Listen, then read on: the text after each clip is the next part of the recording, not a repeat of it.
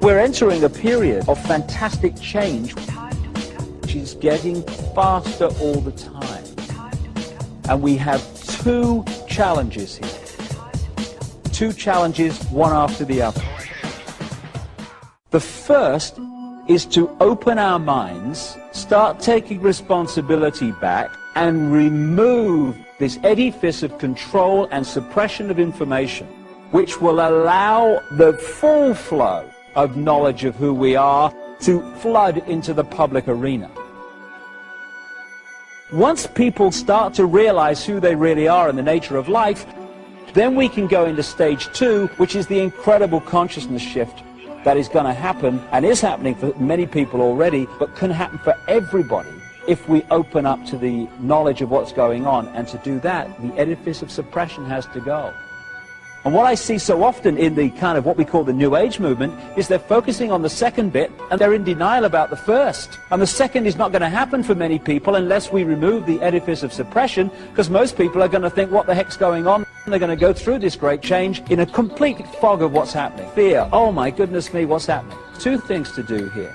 One is to start focusing on how the world's controlled, identifying it, removing it.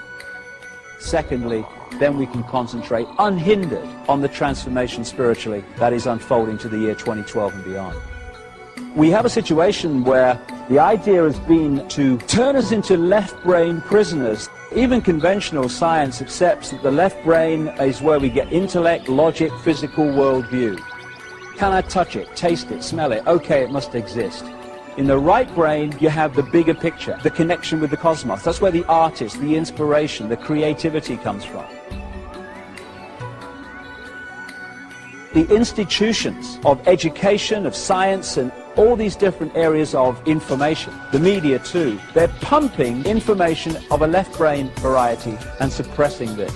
What we call education works like this. Information is pumped into the left brain, most of it completely rubbish. And what students are asked to do is to hold that information there, and then when they get an exam paper in front of them, to regurgitate that onto the paper. If they remember it and put it there well enough and repeat what they've been told, they pass the exam and progress. If they take that information in the left brain, transfer it to the right and start filtering it and questioning it and saying, well, does it make sense? What do I think about this? And then tell the exam paper, oh, actually, it's a piece of shit, this stuff. Then they don't pass the exam and they don't progress. The education system is completely built to create left brain prisoners who are basically sponges of the official version of life. We can just balance those two sides of the brain, the intellect and the spirit, the mind and the heart, then suddenly we're transformed in terms of our perception of ourselves. What you're looking at there is the, I call it lower vibrational emotional range. It's the range of frequency that resonates the energy within us to fear, to guilt, to resentment, to lack of self-esteem. And the more that we are manipulated to feel those things, and the more we manipulate each other to feel those things, the more what I call that cesspit vibration of low vibrational emotion gets more and more full and more difficult to get through, and therefore out to the multidimensional state that we can get into as we reconnect with the ocean, with the cosmos. This is why when people start on this spiritual journey, the reason that they start to realize when they start to walk the journey that all hell breaks loose in their life, that structures break down in their life, and they think, crikey, if this is spiritual. I remember me, when I started on this route, my life broke down in so many ways. I thought, if this is spirituality, you can stuff it. I don't want to know. Why does it happen to people? Because when you put out your intent, this is what I want to achieve, that intent energy will always draw towards us what we need to achieve that intent. So if we're going to reconnect with the cosmos, then that intent will draw to us the experiences necessary to achieve that. What we need to do to achieve that connection is to clear out that cesspit level of low vibrational emotion. And so we draw into our lives people, experiences, what have you, that make sure that we can no longer do that, that this has to come out and be processed, and we have to clean out all this emotional debris that's disconnecting us from who we really are. If we're prepared to walk this journey, take a step back and realize that it's actually an experience that is going to set us free rather than a really negative, bad thing that is something to do with the fact that we're not good people. Must have been something terrible in a previous life. I hear that all the time. These challenges are to help set us free by cleaning this out. It's important we understand that. And I find that there are so many people in what's called the New Age who are still operating on a fraction of who they are because they're not prepared to do what is necessary and take the challenges. And we all have this stuff within us to remove and process. When you do, that's when you can start talking about freedom. People talk about a soul. For me, what we call soul, the highest expression of ourselves, is pure love. I don't care who you are, what your background is, what you've done. I don't care if you're Henry Kissinger or George Bush or David Rockefeller or the Queen of England or any of these guys that have been manipulating the world and still are. At that level of yourself, you're pure love. Everyone is. But we can become disconnected from that level and manifest in that disconnection anything but pure love. But that's what we all are, all of us. And when we get disconnected, that's when the problems start, and the imbalances start, and the imbalanced behavior starts.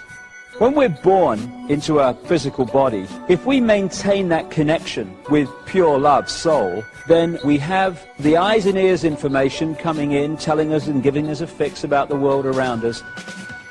And we have the connection with soul, the intuition, which is guiding us from another perspective. We have both.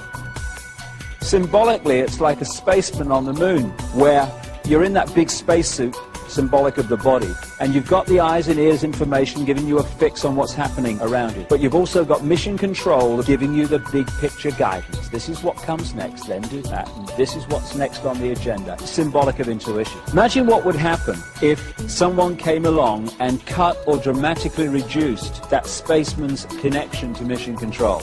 Suddenly, this is the only information and the vague memory of what should have been happening at this time.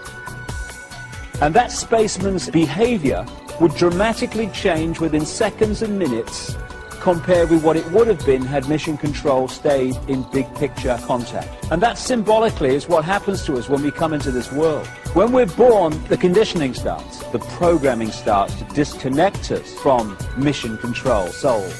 So the eggshells start. We start to be conditioned to see ourselves as either just a physical body or subjected to some god and what have you. The programming gets started from the moment we become conscious.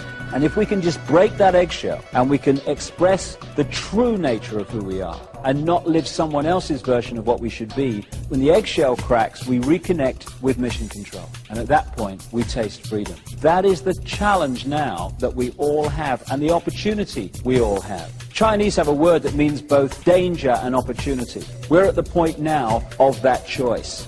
Because that's what life is. It's a choice and learning from the consequences of the choice and making different choices and learning from the consequences of them. That's what evolution is. And we're at a point now where we can make incredible leaps as this 26,000-year cycle comes to an end. It's going to be one heck of a challenge. But no matter how challenging it gets, one thing remains constant. We live forever. We are everything, and everything is us. Whatever we're experiencing in this moment, it's just an experience. We live forever. We are genius. We've forgotten we're genius. And that's why a few people run the world. We can think hate, we can think love. We can create a world dominated by hate and fear, or we can create a world dominated by love, compassion. And we all have the opportunity to do that. When we heal ourselves, we heal the world. When we change ourselves, we change the world. When we love ourselves, we love the world. And when we love the world, it manifests in a very different form to the one I've been talking about over these thousands of years of manipulation. Freedom is upon us. Time to grasp it.